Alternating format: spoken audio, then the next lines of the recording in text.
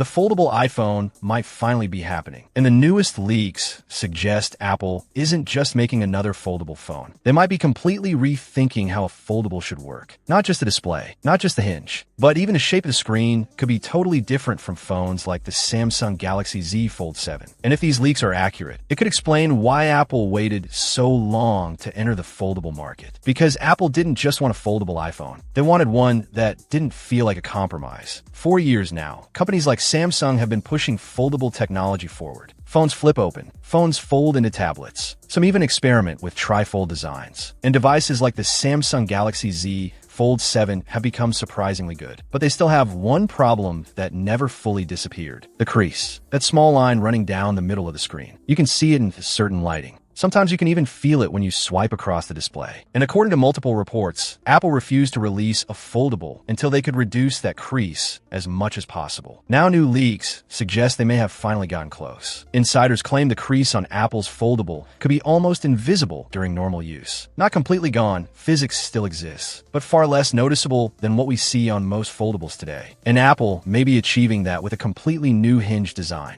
Some reports describe it as a liquid metal hinge, designed to reduce stress on the display and make the folding motion smoother and more durable. But the hinge might not be the most interesting part. The actual shape of the phone could be the real surprise. Most foldable phones open into a tall, narrow tablet. But Apple may be taking the opposite approach. Instead of going tall, the foldable iPhone could open into a wider display, closer to a tablet shape. Think something similar to an iPad mini. Leaks suggest the inner display could be around 7.8 inches with a 4:3 aspect ratio. And that detail might sound small, but it actually matters a lot. Because a 4:3 display is much more comfortable for things like watching videos, reading articles, gaming, and multitasking. Instead of feeling like a stretched phone screen, it would feel more like a real tablet experience. When the phone is closed, reports suggest the outer display could be around 5.5 inches. That means the outside screen would mainly be used for quick tasks, checking notifications, sending messages, or snapping a photo. But when you unfold it, you suddenly get a much larger screen for everything else. And despite having two displays, the phone might still stay surprisingly thin. Leaks suggest the device could measure around 4.5 millimeters thick when unfolded, and roughly 9 to 9.5 millimeters when folded. For a foldable phone, that's actually quite slim. Apple may also make another unexpected change with this device. Instead of Face ID, the foldable iPhone might bring back Touch ID, but not the old home button version. This would likely be a fingerprint sensor built directly into the power button, similar to what Apple already uses on devices like the iPad Air and the iPad mini. And that choice actually makes sense. With two screens and multiple orientations, Face ID could become awkward. Touch ID would simply work whether the phone is folded, unfolded, or rotated. Inside, the phone is expected to run Apple's next-generation A20 Pro chip,